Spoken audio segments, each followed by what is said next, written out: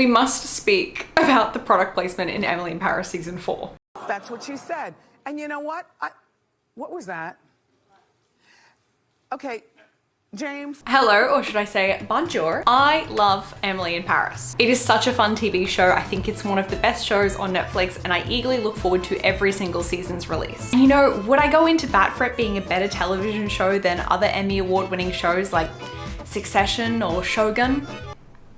No, I wouldn't, but that does not diminish my enjoyment or my love of the show. And obviously we have just had season 4 in completion be released. And I initially was thinking like maybe I might do a video on the outfits in the show, because that's like probably more what we would expect from this channel. But when I watched that first episode, I saw such a wild product placement that I was like, no, the video is about this now. I think Emily in Paris is Netflix's most profitable show purely through the amount of brand integrations and product placements in the show itself. Not to mention all of the like licensing tie-ins and merch they do, because that's like, there's so many. And you might be watching thinking, Lucy, are you really qualified to speak on this? And yes, I am. Firstly, advertising is actually what I studied at university. Secondly, I am a content creator who does do the odd hashtag ad or asterisk sponsored. So I'm familiar with the negotiation and then kind of the whole process of how a campaign comes together. Speaking of which, this video is not sponsored, so big shout out to my YouTube channel members, aka the Rat Royalty. More info below. And thirdly, one time in a previous job, an older male coworker looked at me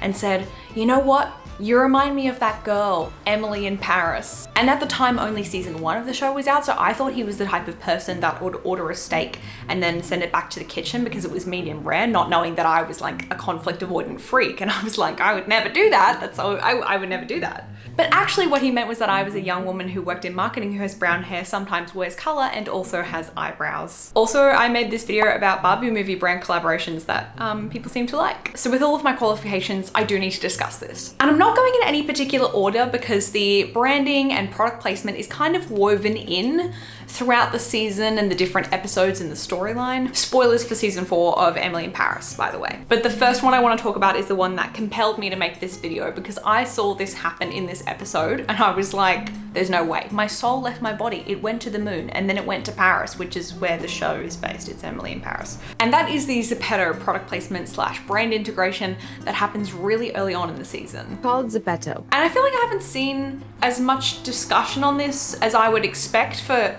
like, did we watch the same thing? Zepeto, if you couldn't tell from the show, is basically like an app / game where you make your own avatar. I'm gonna admit that I don't have Zepeto, I haven't used it. I was aware of it before the show because when it happened in the show, I was like, Zepeto? But from initial glances, it kind of reminds me of like a combination between Roblox and IMVU. Zepeto users, I could be like so off. And the way it's woven into the show is Emily is using Zepeto and has made little avatars of herself and Alfie so that if he doesn't, you know, turn up on the day to kiss her for this campaign, she can have their little Zepeto avatars kiss. What? And, you know, she shows it and everyone's kind of like, oh, like, cool. Like, is it meant to be good? Like, I feel like Emily is using this as her like emergency backup plan, and it's not a very good one.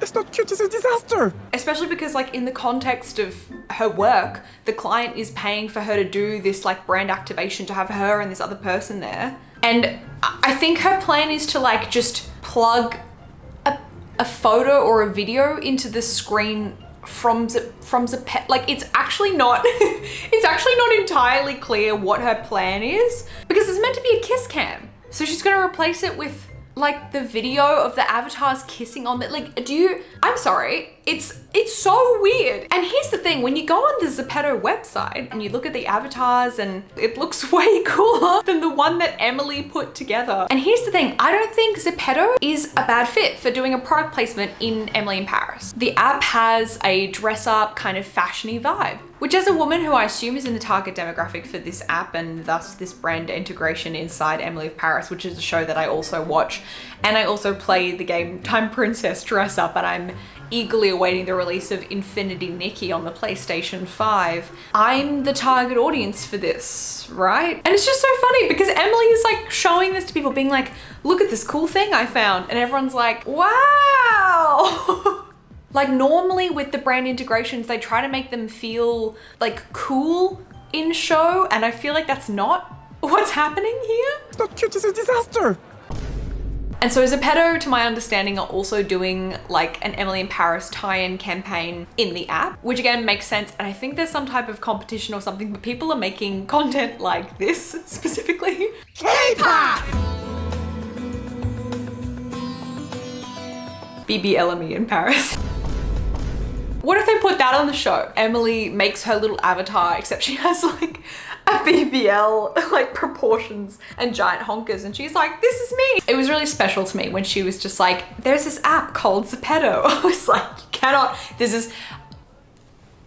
I live for stuff like this. I just want to say that I do think my sense of humor is broken, that this to me is the height of comedy. Like this happening in a show is really funny to me because it really adds to the entertainment factor to me. Like the meta vibe of thinking about the conversations that happened for this to happen in the show is funny. And let's not even get started on the fact that the Zepeto integration is layered directly on top of another brand integration in the show, which is for Army, which is a French clothing brand, which, by the way, the Army integration is directly tied into the storyline of Emily and Alfie having a very like weird and sad and awkward breakup.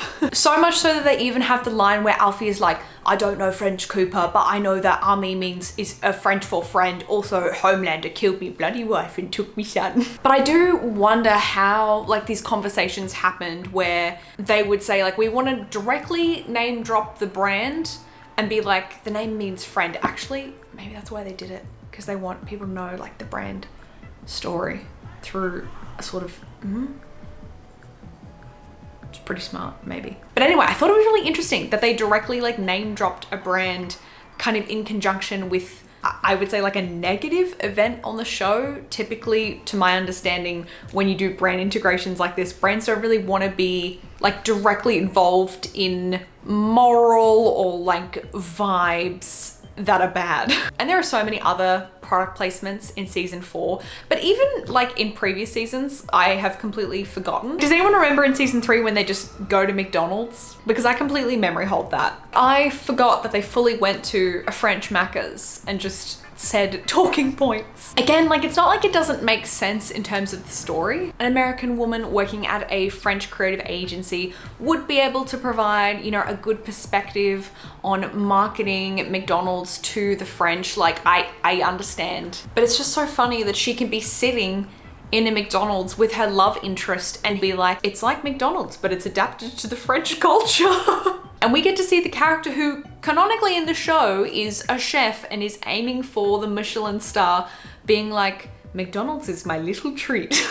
Like that is wild. I so badly want to be in the room where they have those discussions about how to integrate the brand into like a television show and do, it's, you just know someone was like, what if we get the chef to say it? That integration in particular is so unsubtle, but there are plenty of way more subtle integrations in the show. And technically I would say a lot of the like clothes that we see Emily and the cast wearing kind of fall into that category. Darren Star, who is the showrunner of Emily in Paris, is also the creator of another very fashion-centric television show, Sex and the City, where fashion is very much an important part of the show's fabric. So when we see Emily wearing designer bags and items that are probably not really within reach of her salary, it's all kind of just in service of the fantasy of the show. And I can only imagine how many items there are that don't even make it into the show that will be provided to the stylist and the team for consideration of potentially being used in an outfit that a character wears on the show. But that is definitely like a product placement or kind of marketing element to the show. But that's one that's also pretty standard for a lot of other TV shows and even movies.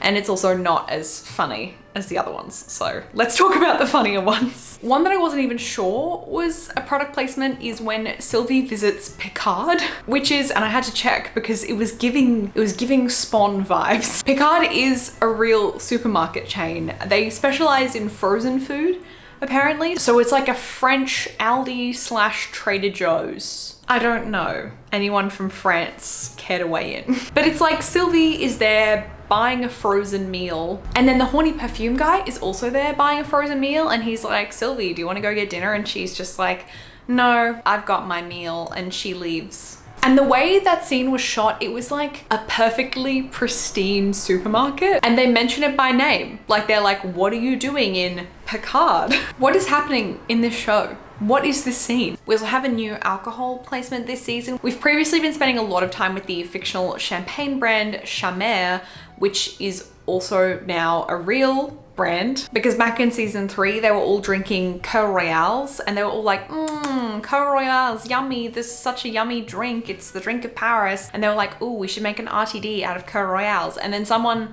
like did that in real life, and it's like a Emily in Paris branded RTD that did not exist before the show. But the other brand sponsorship is with Lillet, and it's a really quick mention. It only comes up, I think, once in the entire season, and I can imagine the discussion happening between the brand and then, you know, Netflix's marketing team and the Emily in Paris writers who have to include it. So the brand is like, okay, cool, we're gonna do this collab, we're gonna do custom branded Emily in Paris bottles, we're gonna do some like brand activation pop-ups tying in with Emily in Paris season 4, and then you are gonna mention us in the show and say XYZ and mention that it's yummy. And you watch the episode, and literally it comes up when Genevieve is kind of talking about her past job, like they're getting to know each other, they're out for lunch, you know, plot related things, and then they are delivered a drink to their table. And it is literally like, I didn't order this. I did, for both of us. It's Lillet and soda. It's this French spritz I recently discovered. They're coming in next week to meet us. You've got to try it. Okay. Cheers. Cheers.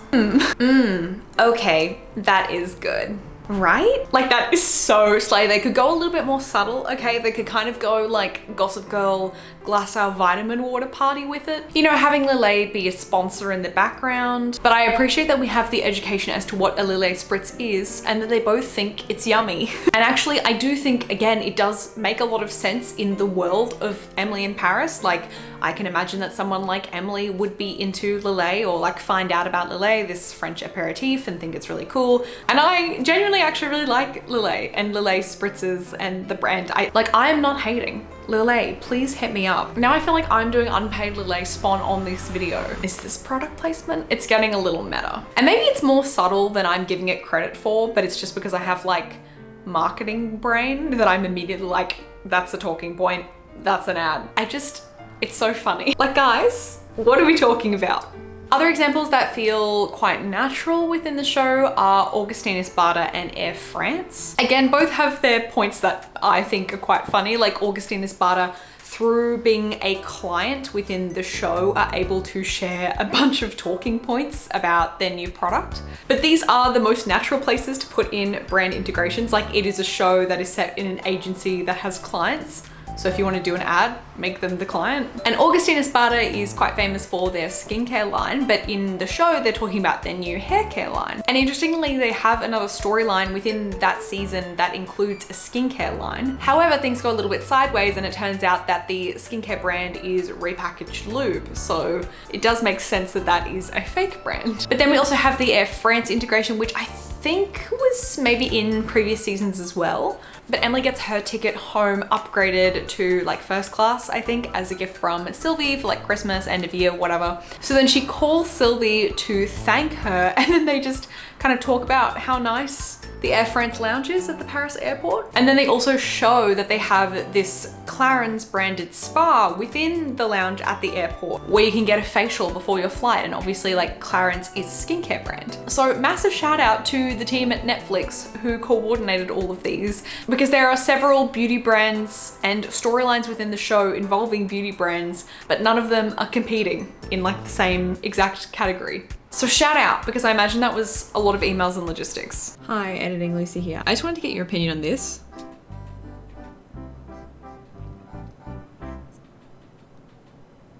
Should she be using tongs, or am I just being...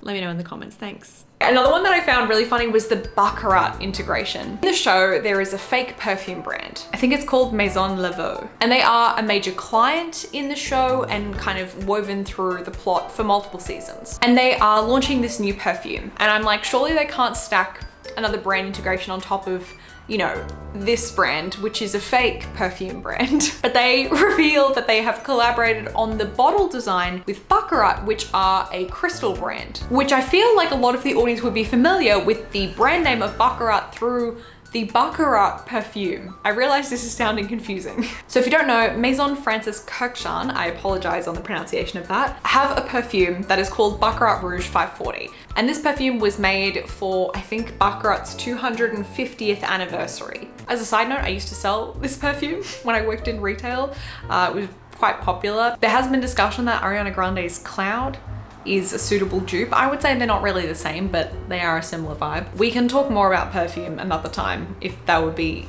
if anyone is, I'm into perfume. Let me know if you are as well. We can do something about that. But Baccarat is a crystal brand. So they do homewares and crystally things. And the Baccarat Rouge 540 perfume, it's like the official scent of the crystal brand.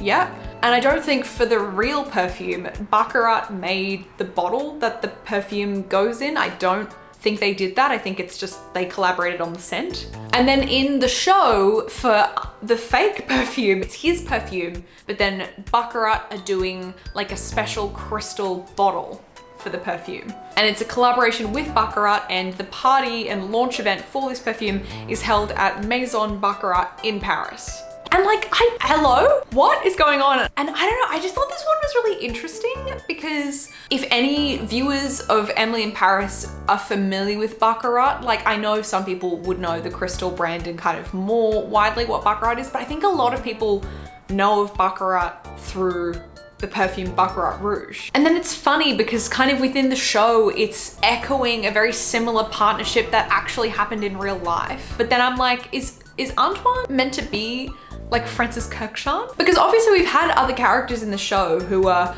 kind of inspired by other famous like industry public figures, except for Brigitte Macron, who is just actually in the show.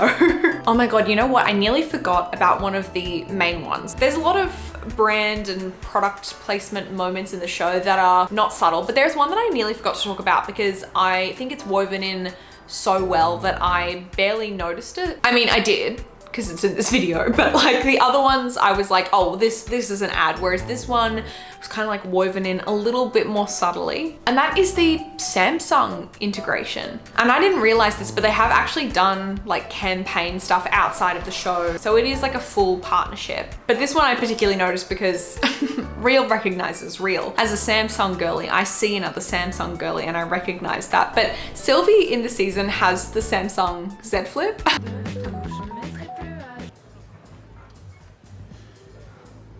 But it's just so interesting to see who they choose to give the Samsung phones to. Like we see Sylvie and she's like slay with the little Z Flip. And then we see Emily who has, okay, Emily is an iPhone user. She's iPhone coded and she has her big iPhone with the like camera phone case on it. But they were like, no, Sylvie gives Samsung, Sylvie can have a Samsung Z Flip. But at no point do we get Sylvie being like, I'm Sylvie Gretteau and I use a Samsung. Like that doesn't happen. I think it's Sylvie, Luc and Julien who all have Samsung phones. Considering recently how Samsung have been aligning themselves with the it girlies like Sabrina Carpenter, Olivia Rodrigo, Sydney Sweeney, Wonyoung, like they're all part of the Samsung family. It's interesting that they're like, okay, these characters from Emily in Paris are part of the Samsung family. Emily, you do not get a Samsung. I will say though, it is weird as a Samsung user to hear like the ringtones and notifications that I hear on a TV show. It was really weird for me. Is that what the rest of you feel like all the time? Crazy. Anyway, I just needed to speak about this. It tickles me. I find them really funny, but also interesting. It just shows how valuable